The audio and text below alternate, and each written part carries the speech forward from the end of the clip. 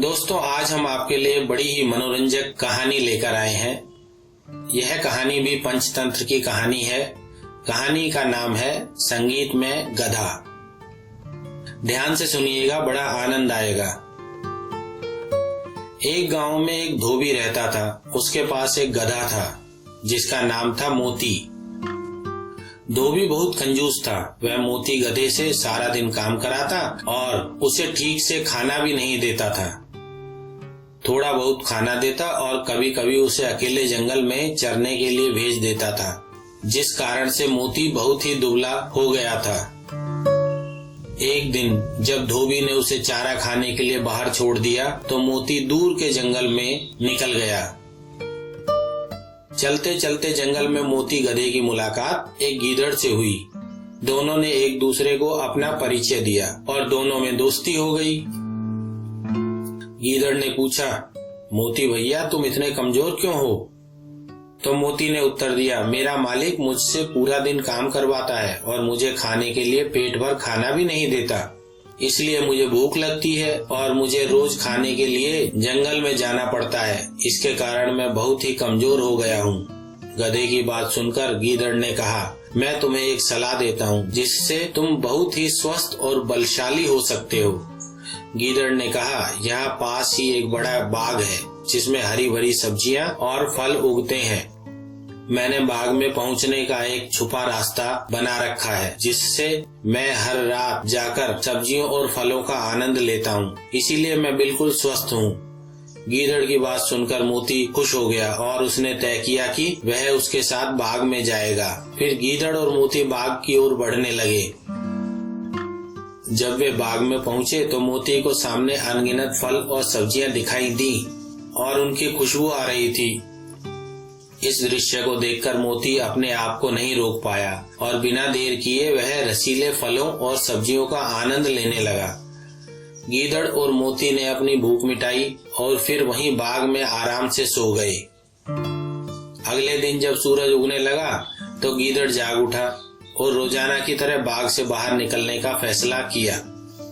मोती सो रहा था। गीदड़ ने उसे उठाया और वहां से चलने के लिए कहा।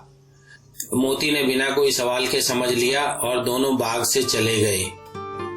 फिर वे दोनों रोज मिलते थे और बाग में जाकर हरी भरी सब्जियों और फलों का आनंद लेते।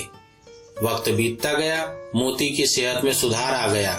उसने अपनी ताकत बढ़ा ली। वह तंदुरुस्त हो गया और उसकी चाल में भी सुधार आ गया। अब वह तगड़ा हो गया और पेट भरा होने पर वह मस्ती भी करने लगा। एक दिन मोती ने खूब खाने के बाद अपनी आवाज से गीत गाने का मन बनाया। उसने यह बात गीदड़ को बताई। गीदड़ को मोती की यह बात सुनकर खतरा लगा और वह मोती से बोला, यह काम मत करना। अगर बाग के मालिक ने तुम्हारा गाना सुन लिया तो हम बड़ी मुसीबत में फंस सकते हैं। इसलिए इस गाने का विचार त्याग दो। गीदड़ ने मोती को रोकने की बहुत कोशिश की, लेकिन मोती उसकी बात सुनने को तैयार ही नहीं था। उसका गाने का मन था। मोती अहंकार में भूल ही गया कि इसी गीदड़ के कारण उसे पेट भर भोजन मिल रहा है। वह गीदड़ से बोला, तुम क्या जानो संगीत के बारे में? हम गधे हैं और हमारा गायन अपनी गरज से बहुत अच्छा होता है। हमारा गाया हुआ ढेंचू राग लोग बड़े शौक से सुनते हैं। आज मुझे गाने का बहुत मन है, इसलिए मैं आज गाऊंगा। गीदड़ ने समझ लिया अब मोती को गाने से रोकना मुश्किल हो गया है।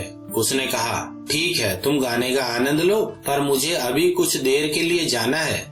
आते हुए मैं तुम्हारे लिए एक अच्छी माला लेकर आऊंगा ताकि जब तुम्हारा गाना समाप्त हो तो मैं तुम्हें माला पहना सकूं।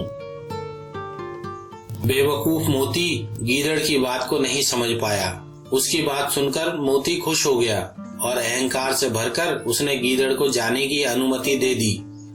गधे के इतना कहते ही गीदड़ वहां से 9-11 हो गया। गीदड़ के जाने के बाद मोती ने तेज आवाज में ढेंचू राग गाना आरंभ किया। मोती की आवाज बाग के मालिक के कानों तक पहुंची। गधे की आवाज सुनते ही बाग का मालिक लाठी लेकर वहां पहुंच गया।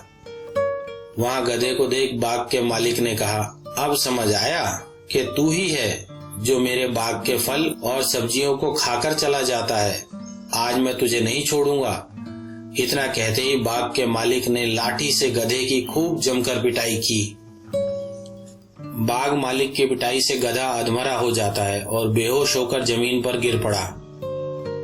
बाग के मालिक ने उसे मारते मारते बाग से बाहर निकाल दिया। रात को गीदड़ जब वहां आया तो उसने गधे को वहां पड़ा हुआ देखा तो वह उसे उठाकर अपने साथ ले गया। थोड़ा आगे चलकर गीदड़ ने अपना रास्ता बदल लिया और मन ही मन सोचा कि इस मूर्ख गधे को मैंने गाने से मना किया था, परंतु इसने अपनी मूर्खता से मेरा खाना भी बंद करा दिया। आगे कभी ऐसे मूर्ख को मैं अपना दोस्त नहीं बनाऊंगा। तो दोस्तों, कैसी लगी आपको हमारी ये मनोरंजक कहानी? ऐसी ही कहानी आगे देखने के लिए हमारे चैनल को सब्सक्राइब कर लें ताकि आगे भी हम आपका मनोरंजन करते रहें। धन्यवाद।